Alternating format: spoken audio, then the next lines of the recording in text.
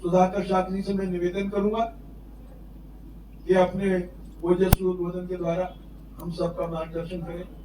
माननीय सुधाकर शास्त्री।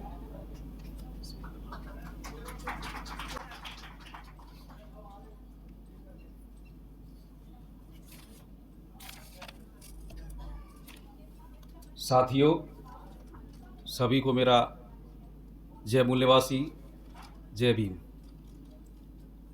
आज बामसेव का ये 24वां राज्य अधिवेशन ग्वालियर चंबल की धरती पर हमने आयोजित किया है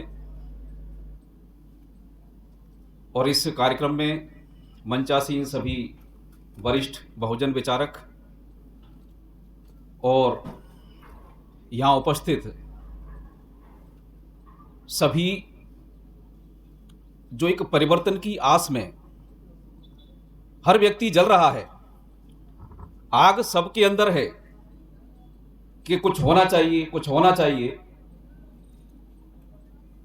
जब किसी मोहल्ले में कोई पंडाल लगता है, माइक लगता है, तो हर व्यक्ति ये सोचता है कि अब हमारे अधिकारों की बात होगी। इस उम्मीद में देश के हर कोने के अंदर हमारे जो 85% के लोग हैं वो इकट्ठा होते हैं कि अब हमारी बात होगी, अब हमारे अधिकारों की बात होगी। और इसी उम्मीद में वो सब निकल जाता है, समय निकल जाता है, बरसें निकल जाती हैं, चुनाव आते हैं, चुनाव निकल जाते हैं कि अब कुछ होगा, अब कुछ होगा, लेकिन होता कुछ भी नहीं है। ऐसे दर्द को जो सभी सहन कर रहे हैं, आप सभी लोग उनमें शामिल हैं, मैं भी उनमें शामिल हूं। हम हर बार ये उम्मीद करते हैं कि अब कुछ होने वाला है, लेकिन होता कुछ भी नहीं है। कुछ कैसे होगा, इसको करने के लिए केवल हम मंच लगा लेंगे, विचारधारा पर चर्चा कर लेंगे या महापुरुषों की तस्वीर पर पुष्पांजलि अर्पित कर लेंगे, जयंतियां मना लेंगे, परिनिर्वाण दिवस मना लेंगे, और ये सब करते करते अगर कुछ हो जाए ऐसा हम सोच रहे हैं, तो ये 200% गलत बात है। 100% नहीं, 200% गलत बात है कि ऐसा करते करते यदि परिवर्तन हो जाता तो फिर हमें विचारधारा का प्रचार प्रसार करने के लिए प्रचारकों की आवश्यकता नहीं होती, कार्यकर्ताओं की आवश्यकता नहीं होती, कुछ करने की आवश्यकता नहीं होती, केवल जयंतियां मनाते रहते। तो साथियों, ऐसा कुछ होने वाला नहीं है। काफी समय बाद इस कार्यक्रम स्थल पर यह कार्यक्रम लगा है। पहले बहुत कार्यक्रम हुआ करते थे बामसेव के बैनर तले, काफी हुजूम इकट्ठा होता था, फिर कुछ लोग शांत हो गए, माहौल भी शांत हो गया। लेकिन अब देश के अंदर जो परिस्थितियां हैं, जो विषय आज चर्चा के लिए रखे गए हैं कि SC ST OBC और उनसे जो कन्वर्टेड माइनॉरिटीज हैं उनका ध्रुवीकरण करके उनके ही ऊपर अन्याय अत्याचार करना, यानी कि हमारा ही जूता हमारे सर पर मारना, यह केवल कहावत आपको नजर आता है, लेकिन पूरे देश के अंदर यह हो रहा है। सत्ता हमारे मतों से बनती है, हमारे वोटों से बनती है, लेकिन वही सत्ता हमारे सर पर जूते बरसाने का काम करती है और हम जूते खाते रहते हैं, खाते रहते हैं, खाते रहते हैं। एक दृष्टांत मैं आपको सुनाता हूं, आपको शायद अपनी स्थिति समझ में आएगी। एक राज दरबार में चोरी हुई तो राजा ने कहा महामंत्री को कि चोर का पता लगाइए कि चोरी कैसे हुई। चोर को लाया गया, दरबार में पेश किया गया और उसे सजा सुनाई गई। उसे सजा यह सुनाई गई कि एक तरफ प्याज रखा हुआ है और एक तरफ जूता रखा हुआ है। आपको दोनों में से एक चीज तय करना है, पहले क्या खाओगे। तो जाहिर सी बात है, कोई भी जूता खाना पसंद नहीं करता, तो चोर ने कहा मैं प्याज खाऊंगा। अब वो लगातार प्याज खाता गया, खाता गया, खाता गया, और जब सब तरफ से धुआं निकलने लगा तो उसने कहा अब मैं जूता खाऊंगा। जूता खाते खाते जब चांद उसकी सूझ गई, फिर उसने कहा अब मैं प्याज खाऊंगा। तो ये जूते और प्याज के बीच में जो चोर है, उस चोर जैसी स्थिति आज हमारी हो गई है। हम इस देश के मूल निवासी हैं और जिन्होंने हम पर कब्जा किया, बलपूर्वक हमको हराया, मारा, काटा, वो चोर सत्ता पर काबिज हो गए और उन्होंने हमारे जैसे जो स्वाभिमानी लोग थे, सीधे साधे लोग थे, भोले लोग थे, उनको चोर साबित कर दिया और दरबार में दो सजाओं के बीच में खड़ा कर दिया। कटघरे में खड़े करने वाली जो औकात है वो आज हमारे मूल निवासी समाज की हो गई। हम 5 साल जूता खाते हैं और फिर 5 साल बाद प्याज खाते हैं। फिर जब सभी छिद्रों से पसीना निकलने लगता है, धुआं निकलने लगता है, तो फिर कहते हैं अब जूता खा लेंगे। फिर जूता खाते खाते जब चांद सूझ जाती है 5 साल, फिर प्याज खाने को तैयार हो जाते हैं। मेरा इशारा आप समझ रहे होंगे कि प्याज कौन है, जूता कौन है। तो साथियों, हमको उस चोर के कटघरे से बाहर निकलना होगा। जिन लोगों ने हमारे ऊपर ये अत्याचार किया और हम ही को चोर की कटघरे में खड़ा कर दिया, ऐसे बदमाशों से मुकाबला करने के लिए आप कब तैयार होंगे? इसीलिए ये मंच आज आयोजित किया गया हो। अगर हमको इस सजा से मुक्ति पानी है तो SC ST OBC और उनसे जो कन्वर्टेड माइनॉरिटीज हैं उनके बीच में जाकर के काम करना होगा।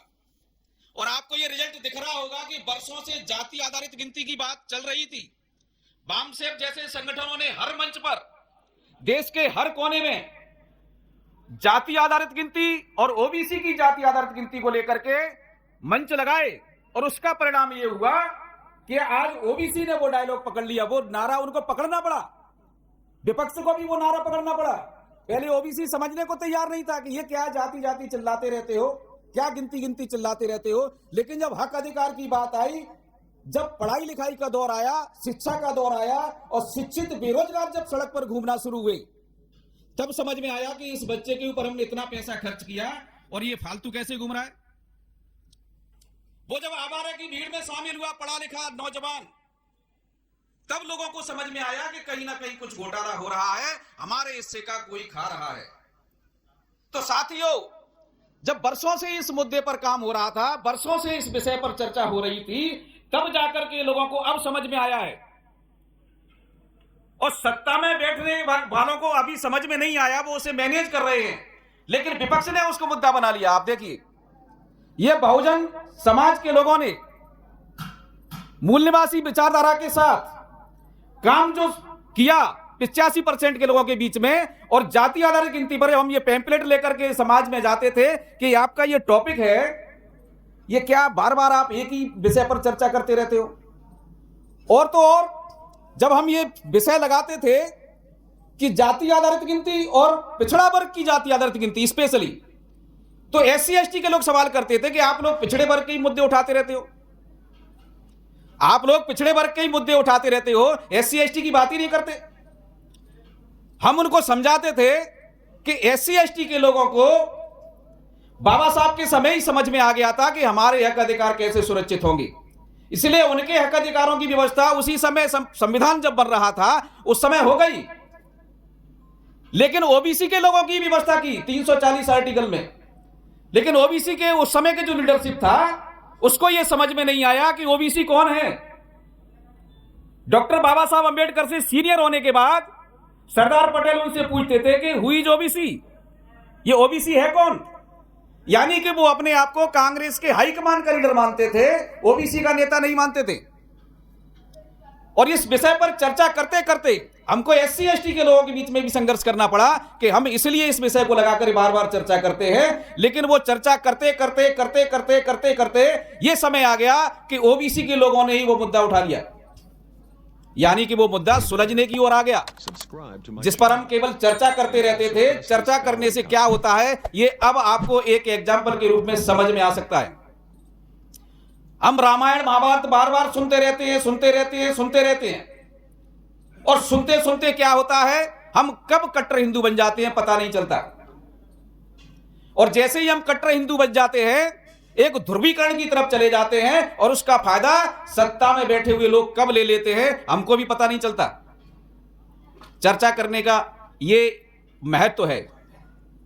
इसी प्रकार से हम जब समाज में जाते हैं कार्यक्रम लगाने की बात करते हैं तो समाज भी कहता है, अभी तो एक कार्यक्रम हुआ था, ये परसों ही तो दूसरा कार्यक्रम हुआ था। अरे भाई, चर्चा करने से, बार बार चर्चा करने से ही मुद्दे समझ में आते हैं, वरना समाज को मुद्दे समझ में नहीं आते।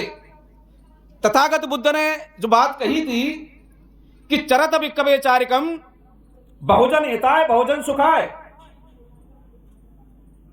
ये जो विचारधारा है चरत विक्कवे चारिकम, यानी चरत विक्कवे चारिकम का मतलब क्या हुआ? उन्होंने भिक्षुओं को संदेश दिया कि आपको भिक्षाटन करते करते, भिक्षा मांगते मांगते बहुजन हिताय बहुजन सुखाय की विचारधारा का प्रचार और प्रसार दो काम करना है। अभी हमारा समाज क्या समझता है? कई संगठनों में प्रचार मंत्री बनाए जाते हैं, ये मंत्री बनाया जाता है, तो लोगों को यह समझ में आता है कि प्रचार और प्रसार एक ही चीज होती है। प्रचार और प्रसार एक चीज नहीं होती। प्रचार अलग होता है, प्रसार अलग होता है। वो तथागत ने उस समय समझाया, बहुजन हिताय बहुजन सुखाय की जो विचारधारा है, इसका प्रचार करना है। और प्रसार का मतलब क्या हुआ? आज यहां करना है तो कल दूसरी जगह करना है, इसको कहते हैं प्रसार। संगठनों का प्रसार होता है, विस्तार होता है, उसी तरीके से विचारधारा का भी प्रचार प्रसार करने से उसका विस्तार होता है। और ये मुद्दा जो हमने उठाया था वामसेप के बैनर तले, वर्षों से इस पर चर्चा कर रहे थे, चर्चा करते करते वो मुद्दा आज देश का सबसे बड़ा चुनाव लड़ने का मुद्दा बन गया। विपक्ष ने उसको मुद्दा बनाया और पक्ष ने उसको हैंडल किया। इस जाति का सीएम बनना चाहिए, इसका डिप्टी सीएम बनना चाहिए, इसका ये बनना चाहिए, ये सारा मैनेजमेंट है। आपको समझ में नहीं आएगा, लेकिन ये सारा का सारा मैनेजमेंट है। किस जाति का लाभ हमको कहां लेना है और उस जाति का किसको कहां सीएम बनाना है, कहां डिप्टी सीएम बनाना है, ये तय करने की जो ताकत है वो इस मुद्दे से मिली है। ये जाति आधारित गिनती का मुद्दा अगर पूरे देश में नहीं छाया होता तो ये जातियों का जो समीकरण है, जो मैनेजमेंट है, वो भी नहीं होता। कहां दलित को कहां कैसे रखना है, ये केवल चेहरे दिखाने का मामला है, मुखौटे दिखाने का मामला है। असली सत्ता उनके हाथ में नहीं है। अब एक नया दौर जो आपने देखा होगा कि सीएम कठपुतलियां। आप सोचिए, हम आम इंसानों को कहते थे ये कठपुतली है, ये कठपुतली है, ये विधायक कठपुतली है, ये SC ST के 131 मेंबर ऑफ पार्लियामेंट ये कठपुतली है, 1150 विधायक पूरे देश के अंदर ये कठपुतलियां हैं। अब सीएम और डिप्टी सीएम ये भी कठपुतलियां हैं। एक नया जो आपको देखने को मिल रहा है देश के अंदर, ये प्रवेश, ये भी कठपुतलियां हैं। तो साथियों, आज ये कार्यक्रम जो आयोजित किया गया है और जिस मुद्दे पर आयोजित किया गया है, ये सारा का सारा मामला प्रचार और प्रसार का है। अभी अगर यहां कार्यक्रम हम कर रहे हैं तो दूसरा कार्यक्रम किसी और जिले में भी लगाना होगा, किसी दूसरे संभाग में भी लगाना होगा, तब जाकर के हम जनता को समझा पाएंगे, समाज को समझा पाएंगे। केवल संभाग स्तर पर कार्यक्रम लगाने से कुछ नहीं होता, ग्रामीण स्तर पर भी काम करना होता है, जिला स्तर पर भी काम करना होता है। और साथियों, हमारा जो दुश्मन है वो ग्रामीण स्तर तक पहुंच गया है। जब हम गांव में जाते हैं तो पहले जिन संगठनों की शाखाएं हमारे गांव में नहीं हुआ करती थी, हम भी गांव से निकले हैं पढ़ लिख करके, आज वहां शाखाएं संचालित होती मिलती हैं। इससे हमको सबक लेने की आवश्यकता है कि आखिर हम कहां पीछे हैं। हमारे तो मूल निवासी महापुरुषों की विचारधारा जो हमारी सबसे बड़ी विरासत है, हम लोग क्या सोचते हैं, हमारे पास संसाधन नहीं है, हम कमजोर हैं। लेकिन साथियों, जिसके पास ऐतिहासिक विरासत होती है वो सबसे बड़ा धनवान होता है। ऐतिहासिक विरासत 85% के लोगों के साथ है, हमारे महापुरुषों के साथ है। हमारे महापुरुषों की जो विचारधारा है वही हमारा सबसे बड़ा धनबल है। और जनबल हमारे पास पहले से है साथियों, केवल उसे तैयार करने की आवश्यकता है। इसलिए साथियों, आज देश के अंदर जो परिस्थितियां और स्थितियां निर्मित हुई हैं, उनसे निपटने के लिए और उनको चुनौती के रूप में लेकर के उनका समाधान ढूंढने के लिए साथियों, हमको घर घर जाना होगा, डोर टू डोर जाना होगा, मोहल्ले मोहल्ले में जाना होगा। हमारे दुश्मन संगठन मॉर्निंग वॉक में ही ये काम कर रहे हैं। मॉर्निंग वॉक में निकलते हैं और एक अछूत के घर पर चाय पीते हैं, उससे ही उनका काम हो जाता है। वो अछूत व्यक्ति धन्य हो जाता है। अछूत व्यक्ति धन्य हो जाता है। सुबह सुबह Subscribe to my इतने channel. ऊंची जाति का आदमी And also press मेरे this घर पर bell चाय पी icon. गया और वो उसका सीना इतना फूल जाता है कि वो कहता है कि तुम पीछे हट जाओ, अब तुम्हारे लिए मैं मरूंगा।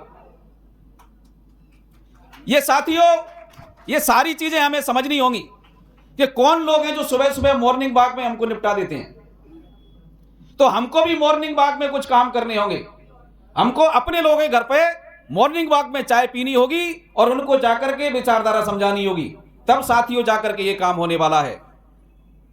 साथियों, आप लोग ऐसा करोगे इसी आशा और उम्मीद के साथ कि हम इस बहुजन समाज को समृद्धशाली धनबल और जनबल का इस्तेमाल करके महापुरुषों की विचारधारा के साथ इंसाफ करने का काम करेंगे। अभी हम इंसाफ नहीं कर रहे हैं, हमारे महापुरुषों की विचारधारा के साथ इंसाफ करेंगे, ऐसी आशा और उम्मीद के साथ आपने मुझे सुना।